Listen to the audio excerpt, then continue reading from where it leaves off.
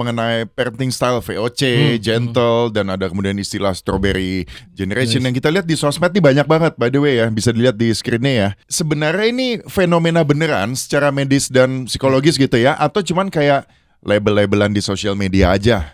Pola asuh kita akan mempengaruhi ketika kecil kita mendapat perlakuan apa, membuat kita memperlakukan generasi berikutnya seperti yang kita mau dengan segala lingkungan yang belum tentu sama. Kadang kita harus ingat, kita tuh kan bukan bersihin jalan anak supaya dia jalan mulus. Ya. Tapi kita bikin anak itu bisa melewati jalan yang bumpy kan. Ya. Tapi kita kebanyakan orang tua maunya, udahlah biar gampang. Dibikinin jalan tol gitu ya? Iya kan? Anak contohnya dapat tugas dari sekolah, nggak bisa nih. Akhirnya orang tuanya yang bikinin kan. Emang begitu ya? Banyak banget. Oh, masih banyak itu? Reward punishment tetap harus jalan. Nah itu urusan itu gimana? Tetap jalan. Tapi reward and punishment yang membangun gitu loh. Ya. Jangan yang digebukin, yang itu kan. Masih gak sih? Masih banyak. Masih lah. Masih banyak itu dia, yang main. Yang gebukin itu biasanya karena dia nggak tahu harus ngapain. Udah tinggal melampiaskan doang sebenarnya. Iya betul. Kalau dari pengalaman sehari-hari ya praktek kan sering juga tuh kita bisa ngeliat ada perilaku anak. Misalnya dia agresif, biasanya karena orang tuanya juga begitu.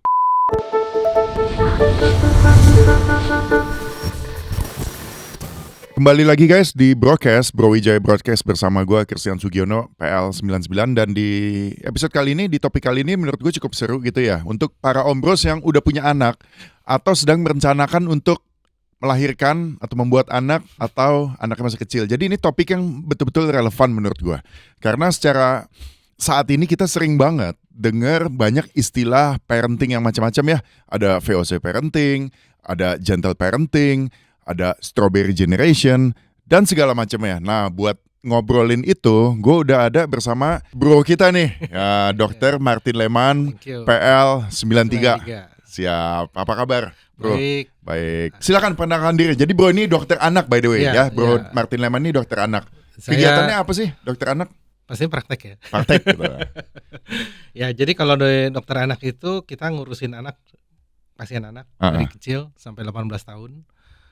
Termasuk segala macam masalah-masalahnya ya, dari masalah vaksinasi, masalah kesehatan, tapi tumbuh kembang juga. Itu yang suka orang lupa, bahwa tumbuh kembang itu nggak cuma fisik, emosi, perilaku, dan itu involve satu keluarga. Itulah makanya masuknya parenting tuh di situ juga kita. Nah itu dia. Jadi maksudnya yang tadi gue bahas di awal mengenai parenting style VOC, gentle, dan ada kemudian istilah strawberry generation yang kita lihat di sosmed nih banyak banget, by the way ya, bisa dilihat di screen-nya ya. Sebenarnya ini fenomena beneran secara medis dan psikologis gitu ya, atau cuman kayak label-labelan di sosial media aja mengenai fenomena yang terjadi sekarang. Nah, pendapat dok apa nih? Apakah pernah ada kasus yang ditangani yang terkait dengan parenting style yang gimana, yang beda atau salah mungkin? Oke, jadi sebetulnya kan kita kalau praktek itu ketemu anak bawa imunisasi itu misalnya dari bayi.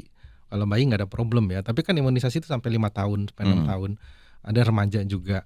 Atau dia anaknya sakit gitu. Di situ kita bisa melihat bagaimana interaksi antara anak, orang tuanya, dan kita bisa lihat parenting yang terjadi itu seperti apa. Contoh simpel aja, kalau misalnya orang tuanya melakukan fungsinya dengan baik sebagai orang tua, dia bisa menghandle anaknya kan di situ. Tapi kan ada anak yang di situ ngamuk, yang dibilangin nggak bisa, yang ngelawan, yang kadang malah mukul, misalnya disuruh duduk diam nggak bisa, mau diimunisasi malah tendang sana tendang sini. Nah kita bisa lihat bagaimana orang tua itu posisinya di antara keluarga, anaknya menurut apa enggak, dan itu ujungnya kan pasti pola parentingnya di situ. Itu satu. Yang kedua, kita juga bisa lihat dari penyakitnya. Misalnya dia ada sakit-sakit tertentu gitu. Ketika dia sakit, nah kita bisa lihat orang tuanya ini bagaimana merawat, mendidik, membesarkan anaknya di rumah. Ujungnya apa? Parenting juga kan. Kan parenting kan nggak cuma sekedar menyediakan makan, menyediakan minum, tapi mendidik dia, lakukan hal yang benar, ngajarin hal-hal yang sehari-hari gitu. Nah balik-baliknya kita nih sebagai dokter anak yang pertama kali ngelihat gitu loh. Nah di situ kita bisa lihat ya, kalau kebangetan kadang-kadang kita bisa tanda petik intervensi ya, kita bilang sama orang tuanya, ini kayaknya perlu sesuatu deh kita omongin gitu. Banyak yang bilang generasi bapak-bapak kita gitu ya, generasi boomers, itu parenting style-nya tuh kenceng, kuat. VOC. Ada yang bilang VOC, gaya VOC style, salah dikit pecut, tembak, gitu-gitu deh. Tapi gue juga merasa bahwa di generasi yang sekarang ini, yang kayak kita atau gue lah udah jadi parents, itu lebih soft, lebih santai, lebih nggak kayak dulu. Apakah itu ada juga kaitannya karena gue dulu mendapatkan treatment yang seperti itu sehingga gue nggak mau anak gue mengalami itu. Iya betul. Jadi itu sebetulnya setengahnya kayak kita balas dendam ya. Pola asuh kita akan mempengaruhi ketika kecil kita mendapat perlakuan apa, membuat kita memperlakukan generasi berikutnya seperti yang kita mau dengan segala lingkungan yang belum tentu sama. Kalau dulu misalnya generasi boomers ya yang memperlakukan kita kan seperti kalau kita bilang seperti VOC. Nggak ada tawar-menawar. A ya A, harus begini-begini dan segala macam ya, salah dihukum. Pada saat itu suasananya kan nggak sama kayak sekarang. Lalu kita dengan suasana sekarang yang sudah serba nyaman, lalu kita gue nggak mau, gue dibesarkan dengan cara begitu.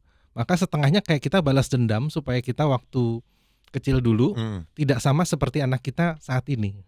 Sayangnya seringkali kebablasan, jadi permisif, apa-apa dikasih, strugglingnya nggak ada.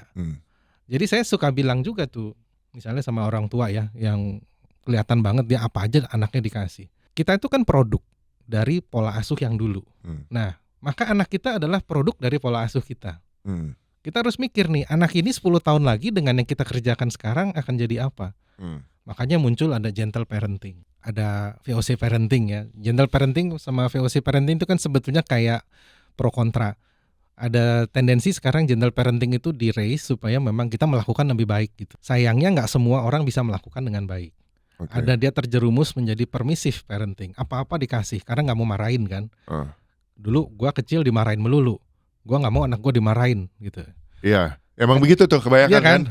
Tapi dampaknya juga ada di kita. Contohnya gini, kita kalau kita lihat nih, zaman kita SMA, perilaku kita kayak apa? Kita bandingin sama anak SMA sekarang, perilakunya kayak apa? Zaman kita SMA kan kayaknya nggak ada ya dianterin sekolah sama orang tuanya. Nyatanya sekarang kan anak SMA masih ada tuh yang dianterin. Beda ini ya, tempaan hidupnya beda gitu ya. Betul. Jadi challenge-nya memang nggak sama. Tapi setengahnya kita terlalu mempermudah gitu ya. Jadi kalau dalam ilmu parenting, kadang kita harus ingat kita itu kan bukan bersihin jalan anak supaya dia jalan mulus. Tapi kita bikin anak itu bisa melewati jalan yang bumpy kan. Tapi kita kebanyakan orang tua maunya udahlah biar gampang. Dibikinin jalan tol gitu ya. Iya kan. Anak contohnya dapat tugas dari sekolah, nggak bisa nih. Akhirnya orang tuanya yang bikinin kan.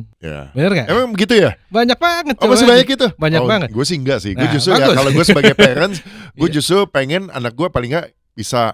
Tapi justru sorry ya, gue topik itu gitu. Karena anak gue masih SD nih. Dan itu tuh sangat relate sama gue. Kadang-kadang betul, gue kasihan nih. Misalnya anak gue nih gak bisa ngerjain tugasnya atau apa ya. Pasti ada gue bantu kalau misalnya dia udah gak bisa banget. Tapi gue sih gak pernah ngasih dia gue mengerjakan seluruhnya gitu ya. Tapi memang gue tahu ada emang orang tua yang begitu-begitu. Itu sebenarnya yang ambil kan orang tuanya ya. Betul. Yang untuk mendapatkan anaknya nilai bagus. Betul. Bukan supaya anaknya bisa gitu ya. Benar banget. Nah itu yang ujungnya akan kalau disebut tuh sekarang ada namanya pola juga helikopter parenting. Oke dok, sorry. Jadi parenting ada apa aja sih? Itu dulu deh. Kalau parenting yang benar, yang basic secara ilmu itu ada satu permisif. Apa aja dikasih. Nomor 2 uninvolved, jadi nggak ikutan, serah lu deh gitu ya. Yang ketiga kita sebutnya otoriter.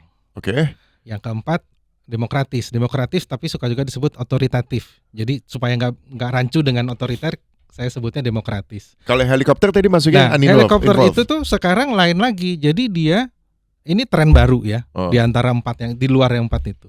Jadi dia anaknya tuh diliatin semua, bikin PR diliatin, ulangan diliatin, agenda diliatin. Tapi sampai dia gede pun begitu. Sampai SMA pun masih begitu. Masih kalau misalnya ada apa nggak bisa, orang tuanya involved. Seperti dari helikopter kan, take over tiap kali. Semuanya diliatin, apa-apa nggak boleh, apa-apa nggak bisa gitu ya. Apa-apa nggak dikasih sendiri gitu ya. Sehingga anaknya juga takut kan untuk melakukan sesuatu di luar pengawasan orang tuanya. Kayak berarti istilahnya terlalu dijagain sehingga si anak nanti tumbuh kembangnya dia nggak punya tanggung jawab, nggak berani mengambil tanggung jawab gitu ya. Nggak berani ngambil tanggung jawab, nggak berani ngambil keputusan juga, dan dia kayak nggak pernah bisa mandiri kan. Contoh nih banyak nih, kita tahu deh sekarang nih anak SMA nggak bikin tugas dimarahin gurunya, ya kan? Kalau kita kan dulu kita ngadu ke orang tua tambah ditabokin gitu orang tua. Kalau sekarang orang tuanya nelpon ke sekolah. komplain ke sekolah. Oh Kenapa betul, anaknya? iya Ya betul. kan? Gurunya dimarahin karena menjalankan proses. Ya, Kita Kayak- banyak banget tuh kan kayak di di media. berita apa ya di mana gitu Kayak yang rambutnya nggak Iya, itu karuan, dia. dipotong, gurunya sekarang yang Iya, disalahin. Itu iya. kan aneh. Sebetulnya proses mendidik itu jadi nggak berjalan di situ karena orang tuanya take control semuanya di Terlalu situ. lebay. Betul. Oke, tadi itu berarti yang namanya helikopter Helicopter parenting. Dan ini parenting. yang sekarang nih kayaknya model begini nih yang lagi banyak. Iya, dan itu yang menghasilkan strawberry generation secara salah satu faktor utamanya menurut saya ya. Oke nih buat biar para ombros atau teman-teman biar lebih ngeh gitu ya. Kayak strawberry generation tuh definisinya apa sih, Dok? Kita tahu strawberry kan ya, bagus bentuknya. Tapi coel dikit rusak gitu kan. Lembek Jadi, gitu ya. Ringkih banget gitu. Kelihatannya bagus dari luar, tapi senggol dikit rusak. Oke. Kalau strawberry storage-nya jelek rusak gitu. Jadi dia kelihatannya bagus, mungkin hasilnya bagus, kelihatannya gitu.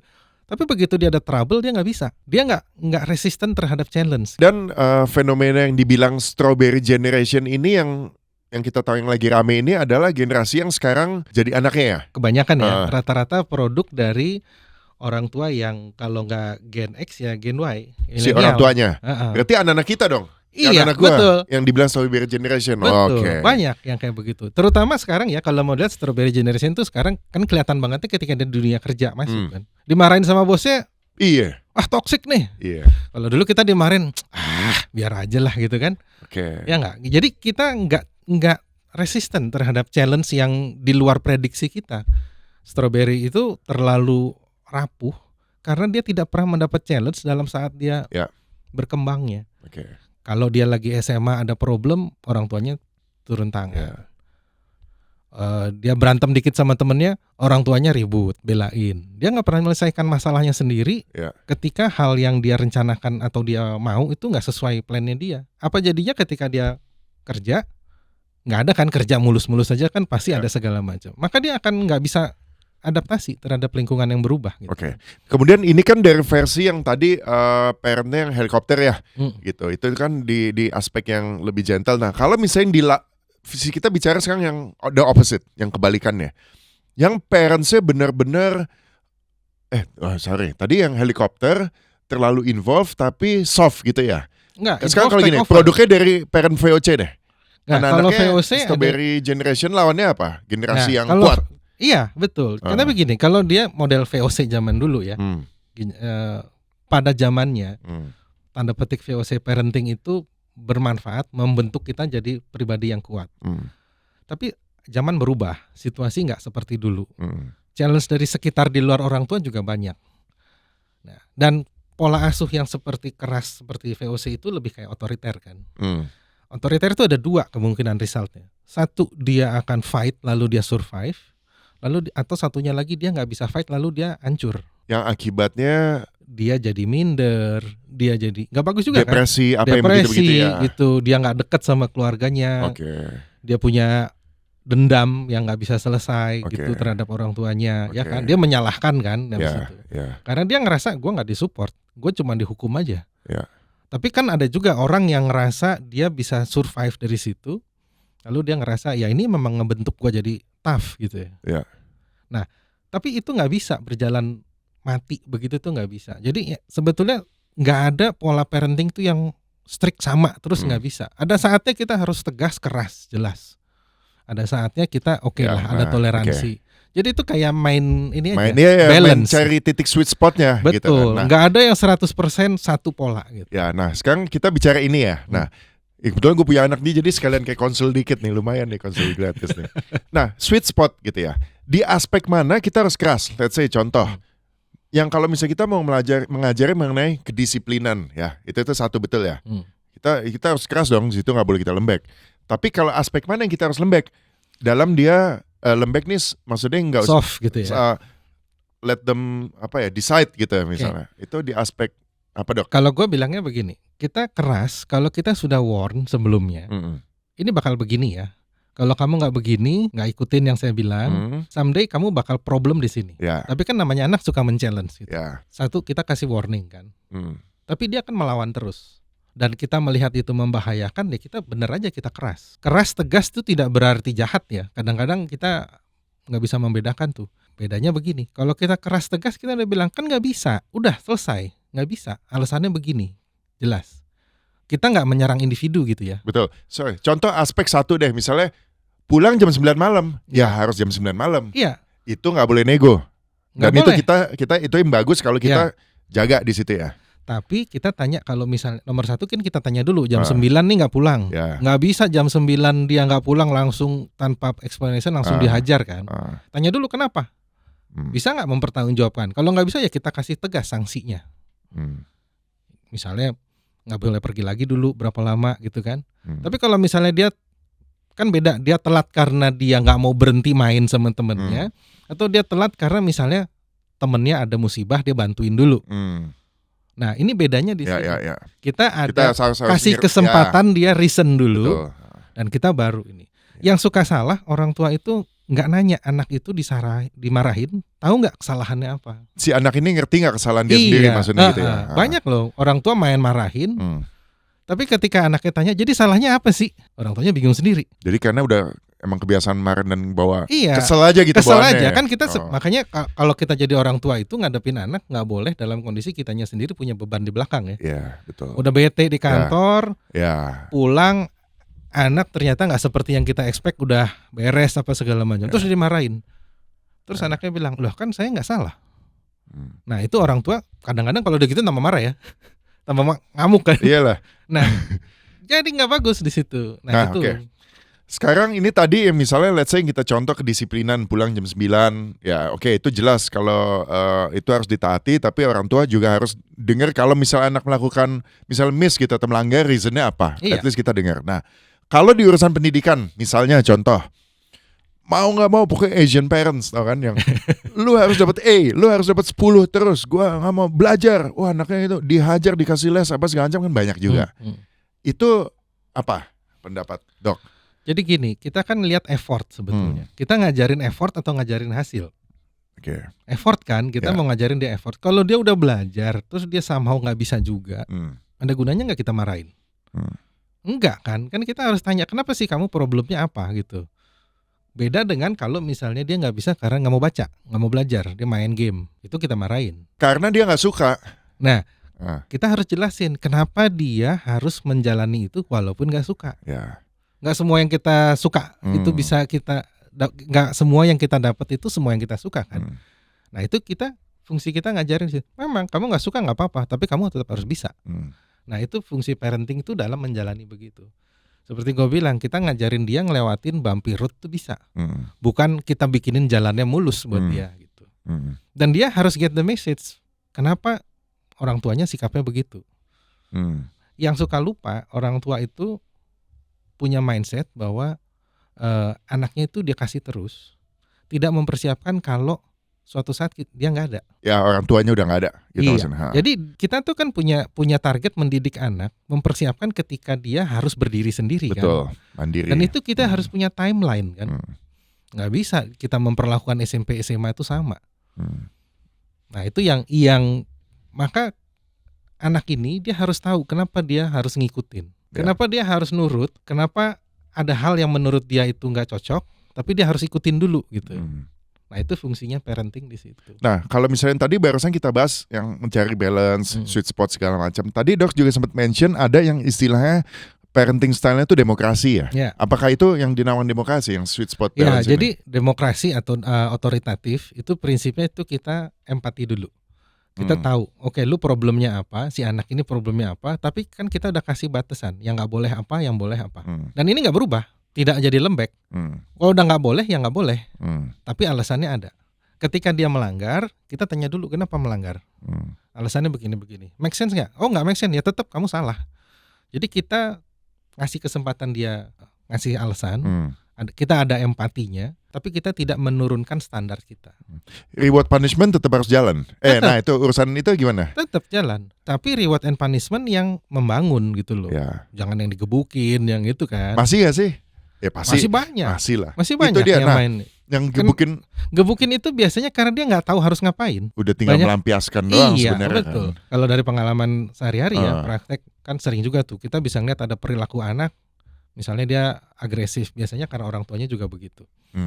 Ujung-ujungnya dia nggak tahu kenapa harus ngomong apa, daripada nggak nurut, dia nggak bisa berargumen, digaplokin aja gitu kan. Kita tahu anak kecil emang agresif gitu ya. Kalau misalnya ngumpul apa, suka dorong apa, jorokin, wah gitulah kasar. Itu karena secara apa sih istilahnya, secara medis psikolog, pokoknya dari ilmu kedokteran lah. Itu karena orang tuanya Bisa. dia Jadi- mirroring apa yang orang tua lakukan. Jadi contohnya begini, ini contoh yang sehari-hari gua misalnya ada anak lagi mau diperiksa lalu dia ngamuk.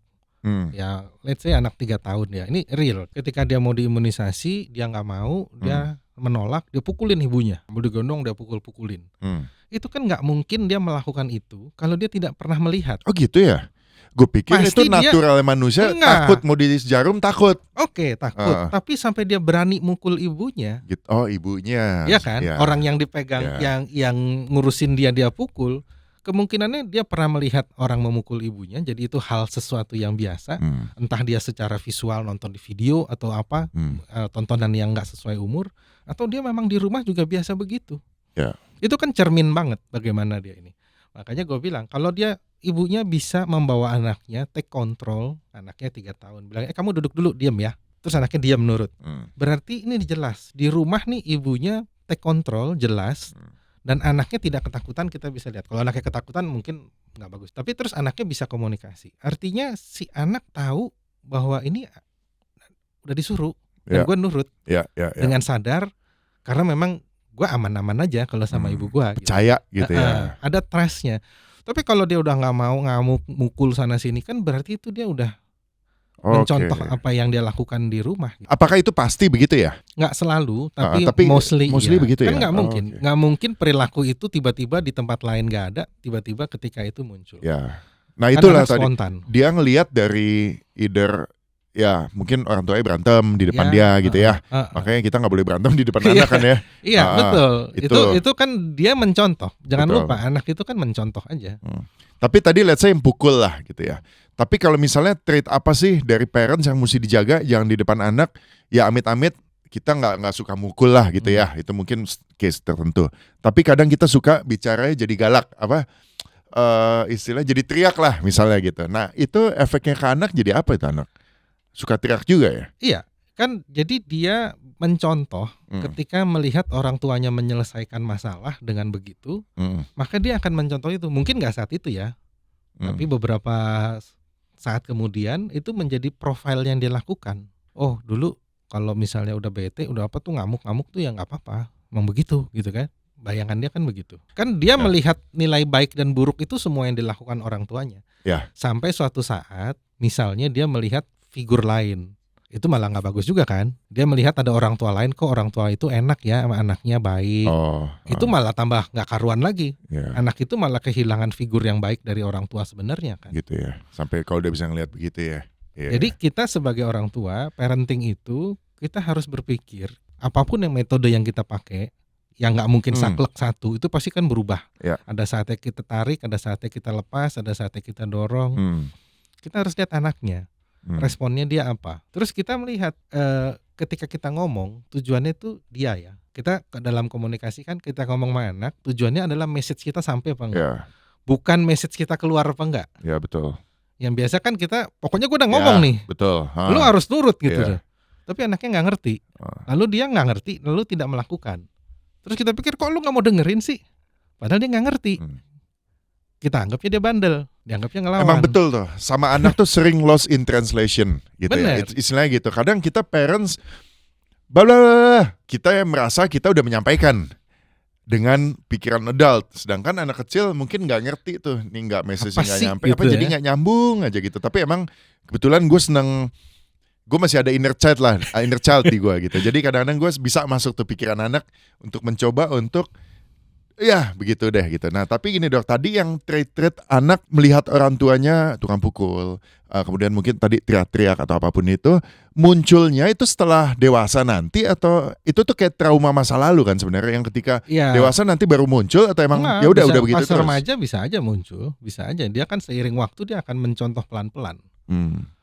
Jadi kalau dia melihat itu sebagai hal yang normal, maka dia akan melakukan itu. Kan anak kecil pada waktu dia remaja, tanda petik berusaha menjadi adult ya. Dia berusaha, dia pengen menjadi anak gede. Maka dia akan mencontoh perilakunya. Perilaku yang dilihat itu dilakukan orang dewasa tuh begitu, dia akan lakukan sebagai pengakuan supaya dia merasa dewasa. Ya. Dan itu bisa keterusan kan. Ya. Kalau misalnya dengar kalau orang dewasa tuh kalau berantem gebukin gitu. Ya dia akan melakukan begitu. Jangan lupa bahwa kalau di tumbuh kembang itu ada namanya prefrontal cortex ya. Di sini di kepala kita nih bagian depan itu ada bagian yang memang menilai baik buruknya suatu hal. Dan itu selesai matur umur 20-an. Itulah makanya ya kalau kita lihat nih, kita sekarang mungkin dia udah di atas 40, di atas 50, kita ngeliat dulu kita waktu SMA ngapain ya, itu bego banget ya gitu kan. Karena pada saat itu menurut kita keren. Ya. Betul. Itu banyak tuh muncul selain perasaan kita keren, tapi kalau kita pakai mesin waktu kita ngapain ya dulu blow on banget kita begitu. Karena menurut kita pada saat itu dengan kemampuan menilai kita, ya itu keren gitu. Padahal itu enggak. Karena kematangan menentukan baik buruk baru selesai umur 20-an. Kan kita SMA masih di bawah itu. Nah, orang tua tuh harus membantu itu supaya anak itu berjalan dengan baik. Karena ada yang sampai umur 20-an pun nggak tahu yang baik dan buruk itu di mana. Sedangkan di usia remaja, kalau istilahnya kan kita jago ngegas. Ngegas tapi nggak ngerti kapan ngerem kadang-kadang. Nah, itu yang jadi problem. Kalau di dokter anak, kayak dokter Leman nih ya, kan dokter anak. Ranah parenting style atau apa itu kan tadi ya masuklah di dokter anak gitu. Emang kadang-kadang berarti gini, kalau gue mikir dokter anak ya anak gue sakit dibawa ke dokter anak dikasih obat.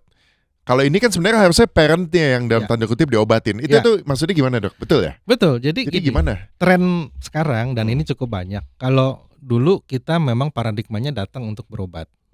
Tapi orang seiring kemajuan sekarang banyak orang mulai nyadar bahwa tumbuh kembang itu termasuk hal begini. Jadi nggak sedikit juga datang orang tua bilang saya mau cek tumbuh kembang, tanda petik cek tumbuh kembang.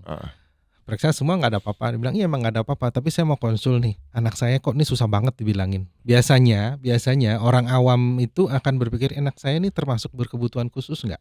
Berkebutuhan khusus kan ada yang autistik, hiperaktif dan segala macam. Karena dia ngelihat anak ini susah banget dia handle gitu. Nah dari situ kita akan lihat pola parentingnya kah, apakah itu yang berproblem. Jadi nggak jarang kayak begitu kalau saya praktek, anaknya udah kelar nih, udah anaknya main aja di luar, kita ngobrol gitu. Sama orang tuanya. Jadi konseling parentingnya itu berjalan di situ. Ibunya ceritain, bapaknya ceritain. Kalau perlu bahkan anaknya kalau udah gede, saya kadang-kadang anaknya yang masuk orang tuanya yang keluar. Terus saya tanya, kenapa sih kamu begini-begini? Nanti keluar tuh ceritanya. Nanti anaknya biasanya bilang, tapi om jangan bilang ya. Nah kita juga harus jaga ya, jaga trust di situ. Kita jadi kayak mediatornya juga. Nah ini yang mempengaruhi tumbuh kembang sebenarnya. Dan ini bisa disembuhkan gitu dalam artian ketika seorang parents datang dengan membawa keluhan tadi dok cerita misalnya anaknya nggak bisa dibilangin. Let's say berarti anak umur berapa? Misalnya umur 3 gitu ya. Kalau 3 kan memang masih rebel. Katakan anak yang udah 10 tahun. Nah 10 tahun lah misalnya. Kemudian datang konsul, kemudian dok mungkin kasih istilahnya pencerahan lah gitu. Kemudian itu bisa ya nanti sembuh gitu. Anaknya yang tadi nggak bisa dibilangin, orang tuanya bebenah diri, sering berjalan waktu nanti bisa jadi sembuh. Nah, kalau ketemu kayak udah problemnya yang, kan, kalau udah ketemu problemnya di mana kan kita bisa bantu. Gitu nggak ya? dengan obat ya, maksudnya dengan betul. obat. Nah, dengan orang tuanya berubah, anaknya juga ngerti gitu loh. Anaknya ngerti, oh ya sekarang aku di ngertiin nih sama. Jadi kita menjadi dia ngomel ke kita sampein dengan bahasa yang baik.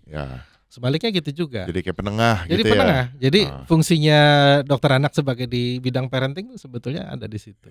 Hanya saja kadang-kadang kan kita yang nemu pertama tuh. Orang tuanya seringkali nggak menyadari. Orang tuanya berpikir fine-fine aja gitu. Gue sering tuh, jadi gue bilang, kok nih anak ini nggak bisa banget ya dibilangin gitu ya, kan kelihatan. Paling sering, contoh paling klasik gitu, anaknya dibawa nemenin adiknya yang lagi imunisasi. Itu kan sering tuh, adiknya umur 1 tahun, kakaknya 5 tahun, 6 tahun misalnya. Pas itu kan biasanya kakaknya rese tuh, dubrakan, nyelak sana sini, nyelak sini. Itu udah pasti ada problem di rumah. Sibling rivalry paling gampang, jealous sama adiknya. Nah biasanya gue tanya, ini kakaknya sering disuruh minggir ya kalau ada urusan adiknya. Biasanya kan iya kan, refleks kita kan sebagai orang tua nih bayi diurusin apa-apa jangan berisik nanti adiknya bangun. Ini gitu. Buat adiknya dulu, kasihan adiknya. Atau kalau enggak anaknya udah gede sama-sama gede, kakaknya disuruh ngalah melulu kan. Orang tuanya lupa bahwa kakaknya ini juga sakit hati kan lama-lama digituin tuh. Jadi anak yang sekian lama ngerasa gue nih anak sulung, ketika ada adiknya, dia dibuang, tanda petik menurut dia. Iya. Dia jadi rebel, terus anaknya jadi nakal, gangguan perilaku. Gitu. Bahkan ada yang lebih parah, ada nih kasus juga ya. Gara-gara anak bayi ini ada di rumah, semua fokus, adik lucu, apa segala macam, semua awas nanti jangan kasihan adiknya diganggu. Kakaknya yang tadinya sudah bisa tidur nggak ngompol, jadi ngompol lagi. Kenapa kok itu ngompol urusannya? Ngompol, Oh, bingung kan? heeh. Karena dia bilang, ini setelah anaknya diajak ngomong, abis kalau ngompol kan enak nanti diurusin kayak adik. Oh, gitu. Ada juga yang tadinya udah bisa lari-lari jalan, pura-pura jatuh, dikit-dikit jatuh. Jadi caper lah istilahnya. Caper. Oke. Intinya caper supaya dia Perhatikan. diperhatikan. Itu kan problem di parenting sebetulnya.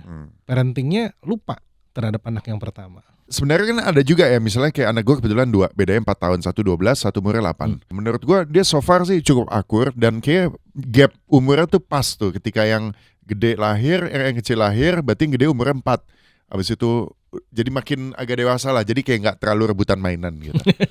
Tapi kadang-kadang kita memang pengen ngajarin abangnya, kakaknya itu untuk kayak jadi punya tanggung jawab terhadap adiknya gitu, supaya, tapi bener ya, misalnya kayak kadang-kadang nih, itu anak gue si Juna tuh protes mulu ke gue, kok apa-apa aku yang disalahin, misalnya kan? mereka lagi main berdua nih, adiknya geratakan ini jatuh sos tomat berantakan, ya pasti adiknya dimarahin, tapi kakaknya juga kita kasih jangan, lu sebagai kakak jagain dong adek lu, kurang lebih, tapi nggak sekasar itu bahasanya, cuman arahnya ke situ.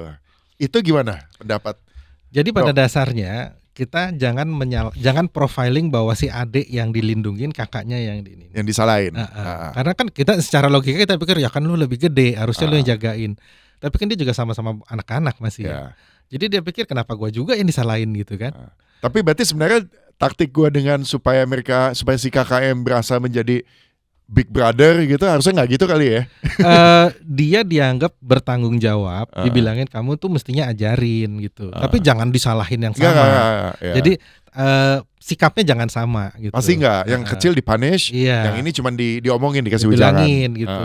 Supaya adik kamu nggak gitu, kamu ini dong lain kali gitu. Jadi dia tahu, oh harusnya aku take responsible untuk mencegah gitu kan. Ya itu betul. Tapi lama-lama misalnya udah makin gede, waktu itu ketika umur masih 6 lah 7 gitu, sekarang udah 12, makin gede, misalnya si adik yang melakukan itu, dia udah bisa ngomong tuh pasti nanti aku diomelin juga. Gitu. Udah tahu. Berarti harus dijelasin, enggak, bukan diomelin. Iya, gue jelasin, bukan diomelin. Tapi nah, yang kita suka lupa itu tuh kita sebagai orang tua komunikasi sama anak tuh nggak dua arah.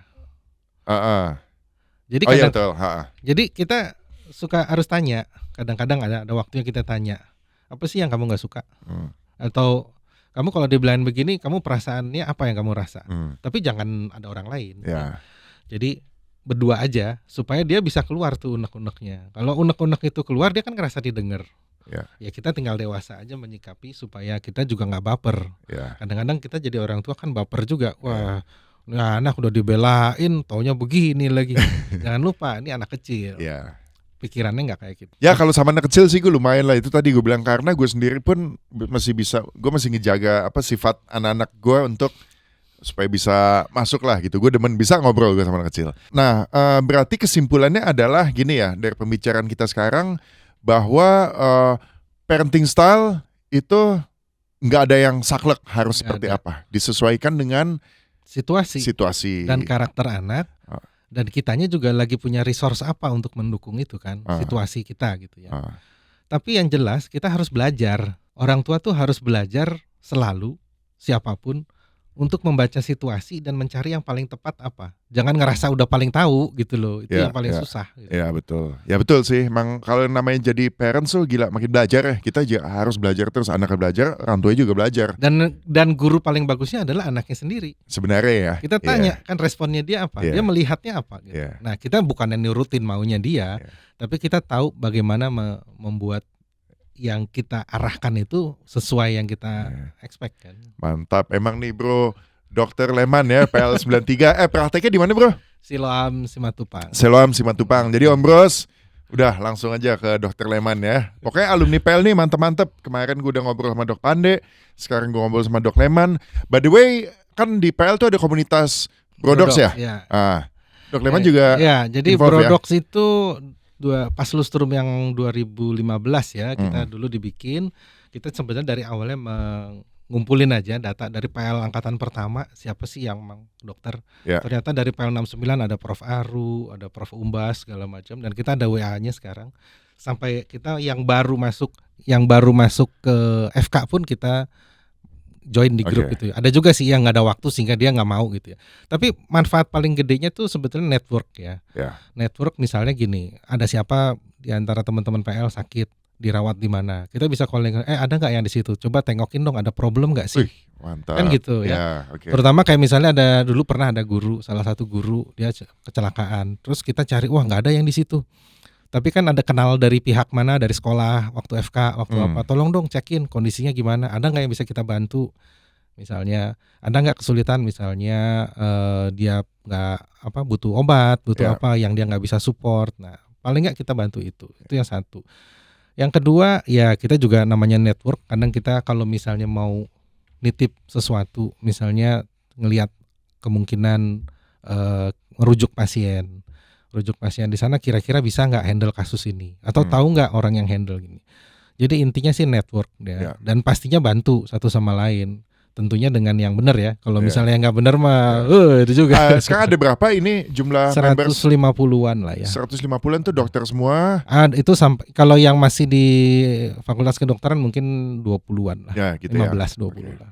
Angkatan dari yang paling tua angkatan berapa ada 69, di dalam? ada 69 Prof Aru angkatan pertama. Ui. Prof Aru dan Mantap. Prof Reni Umbas, Prof Dr. Yusuf Rahmat itu ada. Emang juga salut sih, Brodox sih gue lihat juga acaranya keren-keren ya. Yang kemarin ada juga ya yang di rumah sakit Harapan Kita. Harapan Kita dengan anak-anak kanker segala macam. Dulu kita pernah bikin semacam simposium yang ngumpul-ngumpul begitu sih ya. Cuman kadang-kadang emang nggak mudah ngumpulin waktunya. Sukses loh. Terima kasih. Buat komunitas Brodox-nya hebat. Itu emang salah satu komunitas PL menurut gue paling top. Isinya dokter-dokter semua, mantap-mantap semua. Jadi Om Bros dan buat teman-teman yang non PL, bisa lah lihat-lihat mengenai Brodox gitu ya. Dan mungkin nanti kita kedepannya akan banyak mengundang dokter-dokter dari PL juga dengan berbagai topik. Yang kemarin kita udah undang Dokter Pande, nutrisi. dokter angkatan gue tuh 99 Adi Gagap. Siapa namanya? Objin. Nah. Dokter anak, nanti mungkin ada dokter yang lainnya ya di broadcast. Oke, Bro Dokter Leman. Terima kasih. Thank you so much ya untuk ngobrolnya.